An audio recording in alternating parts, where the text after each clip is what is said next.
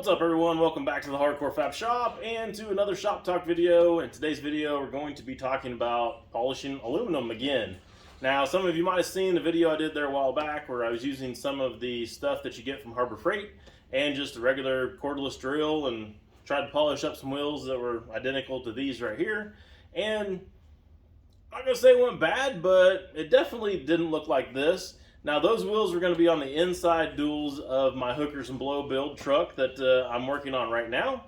You guys can go check that out. If you guys haven't seen that yet, I'll put you a link to that one up here. But the outside wheels, my buddy Jeff over at A&J Repair and Refinishing, he's seen kind of what I did there with those, and I think his nice way of saying that that sucked is him saying that he would volunteer to do the outside ones for me. So anyways, he did these right here. We went over and we went and picked him up, and when we went over there to pick him up, he was not quite done with one of them. He still had just a little bit left to do, and then he went ahead and started talking about some of the processes and stuff that he did to get them to where they look like this, and it ended up being enough to where I just figured I'd make a video for you guys about it.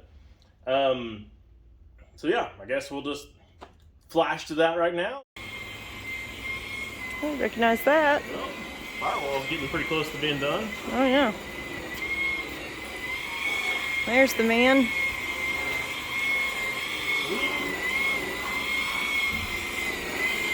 Oh wow. This is that sea or what? Man, That's beautiful. that's a nice looking wheel. Let's see what we're doing over here.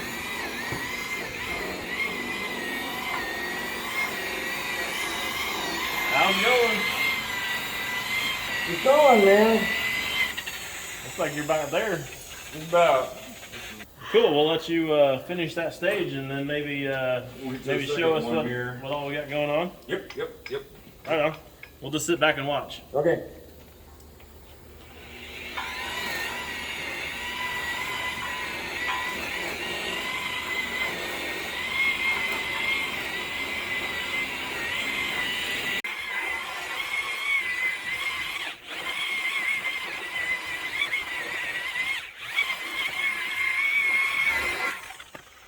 Okay, well, take some wax and grease to get the compound off. It's kind of an oil base. The compound is an oil base? Yeah, compound's not an oil base, so if you take just common wax and grease, automotive wax and grease stuff, probably use mineral spirits too to take it off. And you usually want to wipe it off in between coats and different buffing pads. So that's when I'm going to wipe this off and go to a different buffing pad. So how many steps have you taken to get to this point now? This point here on this one particular, it was pretty pitted up. We started with 80 grit. 80 grit sandpaper. 80 grit sandpaper. I went from 80 grit to 120, 180, 220, 320, 400, 600 to 800. And then from that step, then we go to your heavy cut, buffing wheel and compound. Go over that real good, and then you go to your secondary, which is a little softer pad. That'll get your heavy grit stuff out, and then you go to a final disc on buffing, and you get to about this stage here. And then if you want to refine it, you can just go with a wool pad and a foam pad, refine it, and it makes it bling a little more. So it depends on how far the person wants to go. If they just want to finish it up to about where this stage is, still looks good. Just preference on That's pretty how you want to do it. I mean, pretty blingy already. Yeah, but yeah, that one over there yeah. is the major bling. yeah, right there. that's the final deal right there. Okay. So you'll notice that as soon as I get done here, wiping this off, and we go to that foam pad, you'll see a different transition.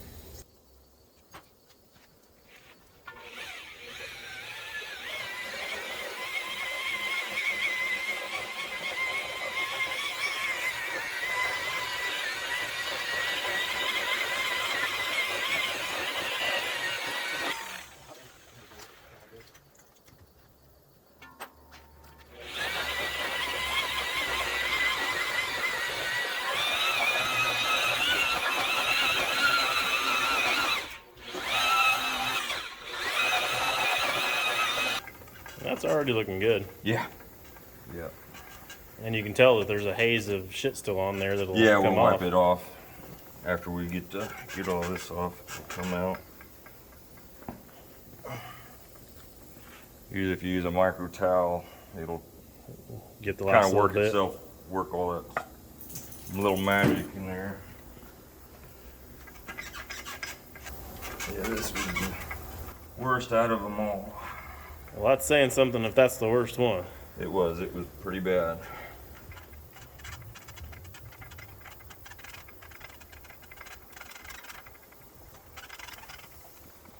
Purdy. Yes, sir. Bling bling. Yeah. And we'll put a little bit of carnauba wax, help fill in the pits and stuff. So, Is there pits left? yeah, aluminum is like your skin. It's got pores in it. No matter what, there's No some matter there. what, it will get in there.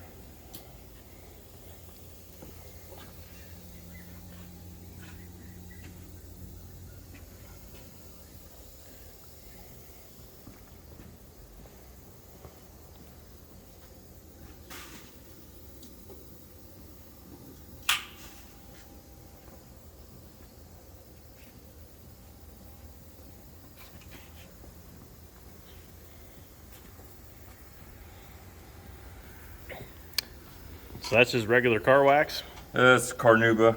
carnauba. Yeah, it's McGuire's carnauba classic wax. Gotcha. It's a pure wax. It just kind of fills in the pores a little bit. Kind of helps protect it a little bit. Their new stuff is the ceramic stuff, and something I've been looking into. I guess that's kind of the top-notch stuff right now. That's the stuff that's like really, really expensive, but it's supposed to last like a It's couple not years really- or something. It's not really expensive. If you go to a place and they're telling you that it's high dollar, it's not really a high dollar. They're marking it up so they make money to Gotcha. do it. So, like Duralast company, or they're selling. They got 8 ounce or 10 ounce for like $30, but it's supposed to do like 2 full cars on the outside. Gotcha. But it depends on the polymer and the stuff that they put in for the ceramic. So the more ceramic nanos or whatever they call it to get in the pores, the more it costs and more application you have to put on.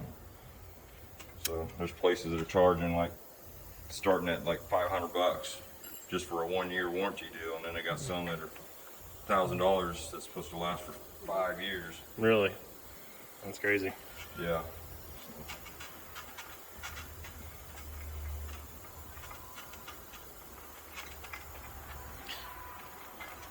We'll go. Sweet. That is awesome, man. You did a killer job on those. Appreciate it.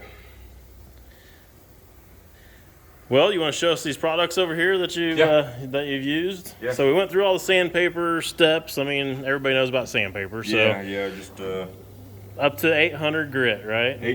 up to 800 grit. You can go finer.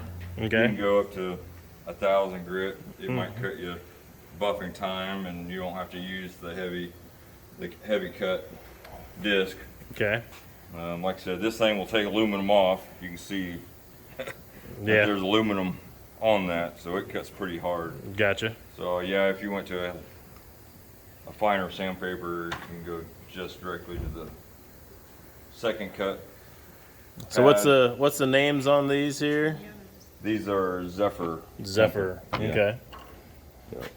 You can find them online. We'll find them online. We'll put a link Yeah. to them down in the description below. So this is your heavy, this is your secondary, or you can use it as your first cut too. Okay. And then this is your final white one for the final step, and then you can go further and you can use this by hand to refine it a little bit. Okay. It also helps protect it. So let's go over then. So you've got your heavy wheel, and then you've got what compound up here This is for your that? heavy. This is your heavy compound. And how do you know it's the heavy compound? It's because it's the gray. So gray is always the heavy compound? Yeah. Okay. And then your That was one of the things that I didn't know about when I was at Harbor Freight looking at Harbor stuff. Freight And carries the. they just had a brown and a brown white. And the white. Yeah. Yeah, that's pretty much set. But this is the heavy. You can feel the difference in it. Okay. Grit. Kind of feel it a little grittier. Yeah. And this is your second. And it's a little different texture on it, but you kind of feel the difference. So it's basically not much different than sandpaper. It's just different grits. Yeah, basically. Okay. And then this is your final.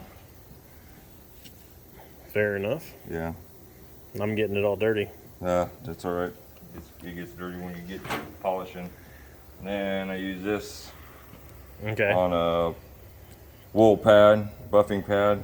And what is this one? This is the Pro 40. Pro 40. Okay. Yeah.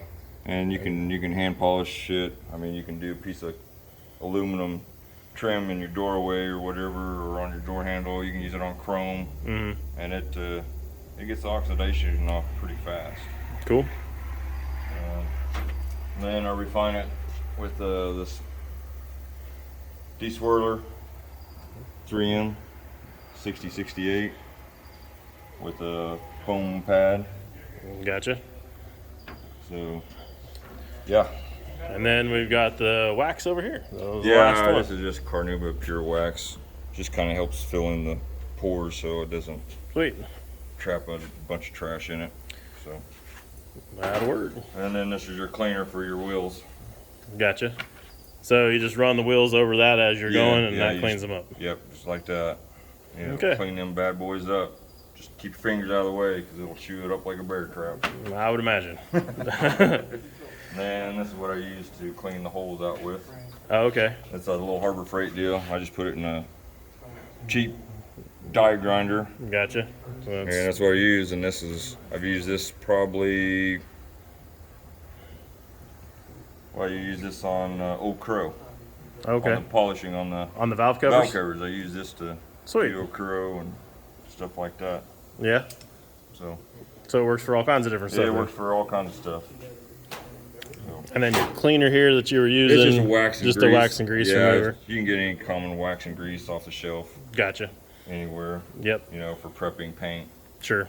So, and then when you do these here, put them on a buffer. Make sure you use your safety discs that go on there, because these will come apart if you just put a nut on it.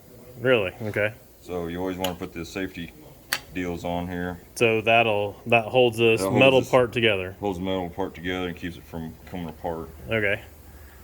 And then for your buffer itself, the actual buffer, is it just a regular like car style buffer? Yeah, just variable speed buffer for buffing cars. Okay. This is a Harbor Freight one, and I've had this one for about 2 years.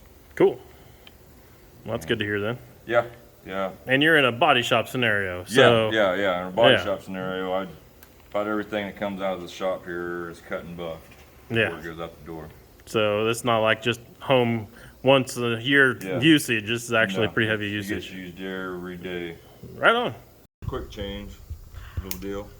Oh, that's cool. So the old style was a screw on, and you kind of had to screw it on there, and when you took it off, you just kind of hit the pad and it would spin off. But well, that allows you to actually use two sides of the pad too. This is a double side. Yeah, so that's cool. So is the foam pad. It's a double side. Okay. So well, I guess these all would be then too. Well, you don't use that. You don't use the sides. Though. You use the ends, right? Yeah, you use the ends on that. Okay. So you don't do it flat. So you gotta use it flat. And this here or me doing this, it kind of refines the scratches so it's not consistent. Gotcha. We'll try and take as much of that out. And yeah, these double ones you can, like I can use that on one side and I can flip it over, and I can use that stuff here. I think that pretty much covers it. I don't know.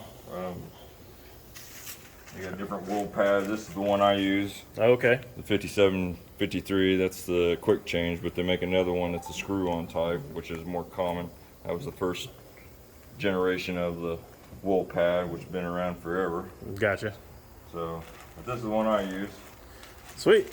Well, I appreciate all the info. I know I've just learned a bunch. I'm sure everybody else is too. So, Oh yeah. all right. Well, we're gonna take these and load them up and get them back to the shop and see what they look like on the truck. Sounds good. I'm actually anxious to see them too. Get tires on them. Yeah. All right. Sounds good. Sweet. Thanks. You bet.